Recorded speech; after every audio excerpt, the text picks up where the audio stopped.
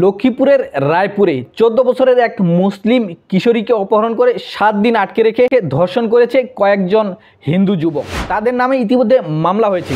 তবে অভিযুক্ত জয়কুরি ও তার 3 সহযোগী এখনও পলাতক আছে। এ ঘটনায় লক্ষ্মীপুর আদালতে মামলার রেকর্ড করেছে রায়পুর থানা পুলিশ। রায়পুর থানার এসআই মামলা তদন্তকারী কর্মকর্তা মিল্টন সাংবাদিকদের জানিয়েছে, ধর্ষণের ঘটনায় মূল অভিযুক্তকে আটকের চেষ্টা চলছে, তবে এখনও গ্রেপ্তার হয়নি। মূলত 30 আগস্ট সন্ধ্যায় রায়পুর শহরের মৎস্য প্রজনন ও প্রশিক্ষণ কেন্দ্রের সামনে ফেলে যায় সেই মুসলিম কিশোরীকে। মামলার এজাহার সূত্রে জানা যায়, গত 25 আগস্ট সন্ধ্যায় বাসার সামনে থেকে তরুণীর মুখে রুমাল চেপে মাইক্রোবাসে তুলে নিয়ে অজ্ঞাত স্থানে নিয়ে যায় সেই হিন্দু যুবকরা। সেখানে তরুণীকে 7 দিন ধরে পাশবিকভাবে নির্যাতন করে সেই হিন্দু যুবকরা। আর এ ঘটনায় জড়িত ছিল স্বর্ণ ব্যবসায়ী অনন্ত কুরির ছেলে জয়কুরি সহ 3 থেকে 4 জন হিন্দু যুবক। এ ঘটনার পর জয়কুরির খোঁজে তাদের বাড়িতে গেলে তার পিতামাতা খুবই খারাপ ব্যবহার করে। আর তারপরে 30 আগস্ট রায়পুর শহরের মৎস্য প্রজনন ও প্রশিক্ষণ কেন্দ্রের সামনে অসুস্থ অবস্থায় ফেলে যায় সেই মুসলিম কিশোরীকে।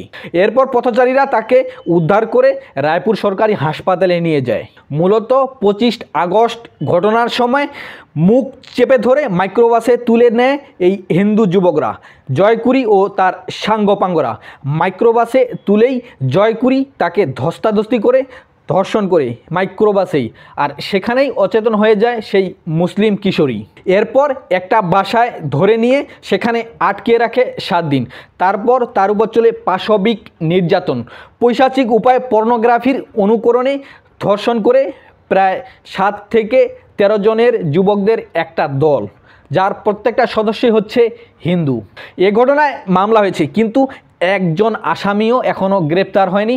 সবাই ধরাছোঁয়ার বাইরে। কেন? কারণ তারা হিন্দু, তাদের 7 খুন মাপ। একটা টু শব্দ হবে না, নাইলে মব হবে। এটাই হলো বাস্তবতা।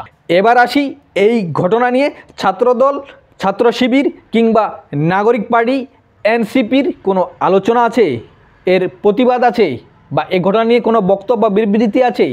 নেই। কারণ সেখানে তাদের স্বার্থ নেই। মুসলমানরা জাহান্নামে চলে যাক, এতে করে তাদের কোনো যায় আসে না। কিন্তু এ ঘটনায় যদি একজন হিন্দু কিশোরী হতো, তাহলে সারা দেশে বিক্ষোভ ছড়িয়ে পড়তো, বিশাল মিছিল মিটিং হতো, ভারত থেকে বড় বড় হুমকি আসতো, সংখ্যালঘুদের নির্যাতনের জন্য সরকারের কাছে জবাবদিহি চাওয়া হতো, আন্তর্জাতিক গণমাধ্যমে এটা নিয়ে বিশাল প্রতিবাদ হতো, আমেরিকা ইউরোপ থেকে বাংলাদেশ সরকারের উপর চাপ আসতো।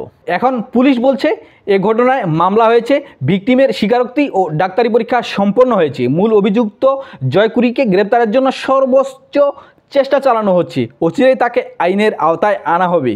অপরাধীকে গ্রেপ্তারে কোনো নাকি গাফিলতি নেই। তিনি আবার বলছেন, কিছু স্বার্থান্বেষী মহল এ ঘটনাকে পুঁজি করে সাম্প্রদায়িক সম্প্রীতি বিনষ্ট করে রায়পুরকে অস্থিতিশীল করার চেষ্টা চালাচ্ছে।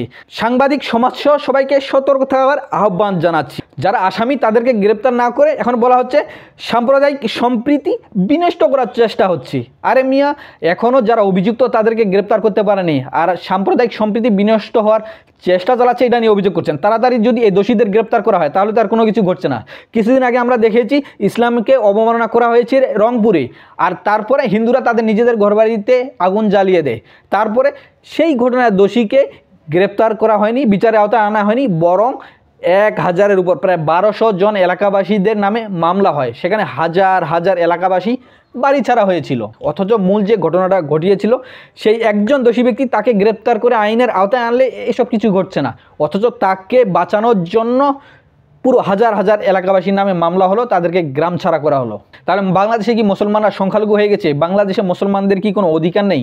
বরং এখানে শুধু হিন্দুদের অধিকার চলবে, এখানে শুধু ভারতের খবরদারি চলবে। এখনও কি বাংলাদেশের স্বৈরাচার হাসিনার শাসন চলছে? এখনও কি আমরা ভারতীয় আগ্রাসন থেকে মুক্ত হইনি?